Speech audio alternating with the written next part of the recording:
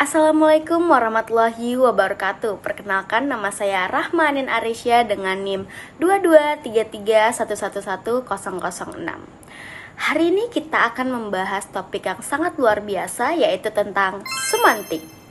Pernahkah kalian mendengar bunyi petir dan langsung berkata, "Wah, mau hujan nih," atau melihat asap dari kejauhan dan yakin bahwa sedang ada yang terbakar atau sedang ada orang yang membakar sampah? Atau ketika kalian melihat lampu lalu lintas menyala merah, secara otomatis kalian berhenti?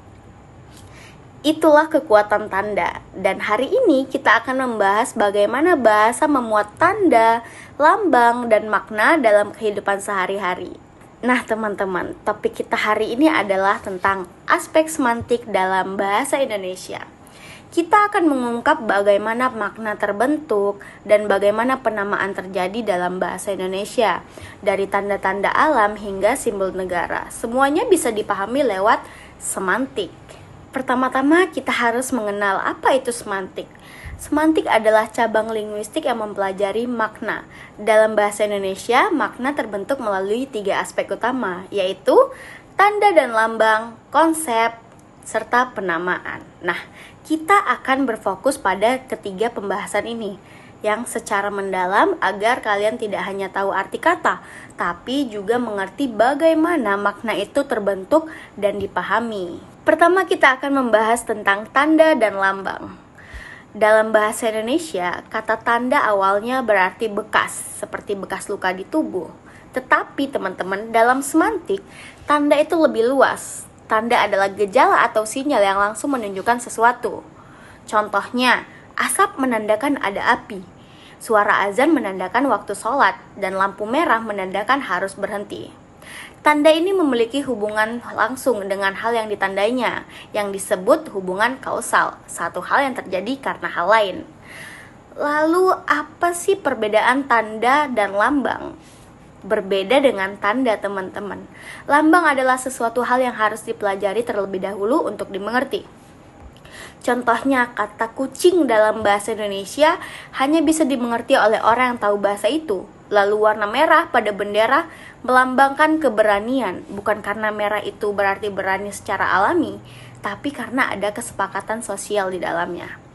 Jadi teman-teman, perbedaannya yaitu tanda itu alami, langsung, dan universal, sedangkan lambang itu konvensional dan harus dimengerti. Sama halnya dengan simbol negara, seperti bintang di Garuda melambangkan ketuhanan, padi dan kapas melambangkan keadilan sosial, warna merah putih melambangkan keberanian dan kesucian. Selanjutnya ada konsep. Konsep adalah ide atau pemahaman yang ada dalam benak seseorang tentang suatu objek. Konsep direpresentasikan melalui lambang atau simbol, seperti kata baju yang mewakili tentang pakaian. Nah, lambang atau simbol di sini adalah bentuk representasi dari konsep, bisa berupa kata, gambar, atau tanda lainnya. Misalnya, kata baju adalah lambang yang mengacu pada konsep pakaian dalam pikiran. Nah, di sini ada penutur dan petutur. Penutur adalah orang yang menyampaikan konsep melalui lambang, misalnya mengucapkan kata baju. Lalu ada petutur, orang yang menerima lambang dan menghubungkannya dengan konsep dalam pikirannya. Misalnya, ketika mendengar kata baju, lalu dia memikirkan pakaian. Selanjutnya ada penamaan. Penamaan adalah proses pemberian nama atau label terhadap benda, aktivitas, dan peristiwa di dunia. Nama merupakan kata atau istilah yang menjadi identitas setiap objek dalam kehidupan manusia. Ada 8 cara penamaan, yaitu yang pertama, peniruan bunyi. Salah satu cara memberikan nama dalam bahasa adalah melalui peniruan bunyi. Contohnya apa? Mengapa cicak dinamakan cicak? Karena berasal dari bunyinya, yaitu cek cek cek cek cek. Atau toke. Mengapa toke dinamakan toke? Karena berasal juga dari bunyinya, yaitu toke. Artinya apa teman-teman? Meskipun bunyinya berasal dari alam, bentuk katanya tetap dipilih dan disepakati oleh penutur bahasa tertentu. Selanjutnya ada penyebutan bagian dan ada sifat khas. Nah, penamaan juga bisa berdasarkan bagian dari sesuatu atau sifat khasnya. Untuk penyebutan bagian, kita ambil contoh ekor ayam, yang bisa berarti satu ekor ayam secara keseluruhan. Nah, Untuk penyebutan sifat khas, kita ambil contoh si botak dan si kikir. Maksudnya si botak ini adalah orang yang tidak memiliki rambut dan si kikir adalah orang yang sangat pelit sekali. Semua ini menunjukkan bagaimana masyarakat menggunakan penanda yang paling terlihat atau mencolok untuk menamai sesuatu. Selanjutnya ada berdasarkan penemu dan tempat asal. Untuk penemu kita ambil contoh Volt dari Alessandro Volta dan kondom dari Dr. Kondom.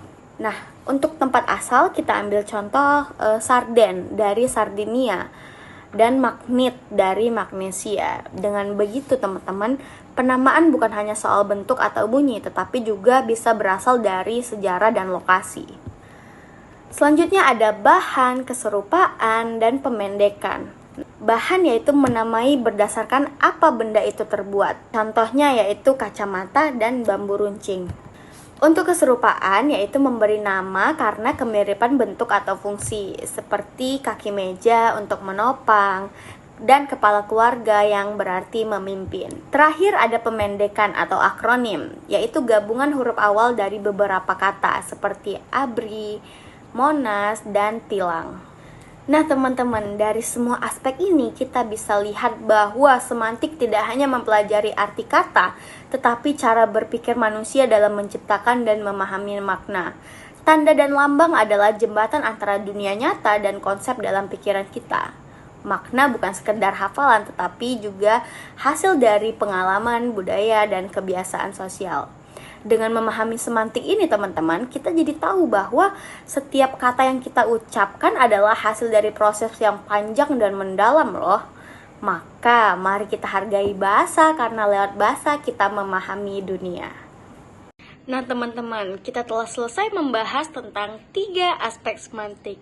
Dan mungkin hanya itu yang bisa saya sampaikan. Saya ucapkan terima kasih. Assalamualaikum warahmatullahi wabarakatuh.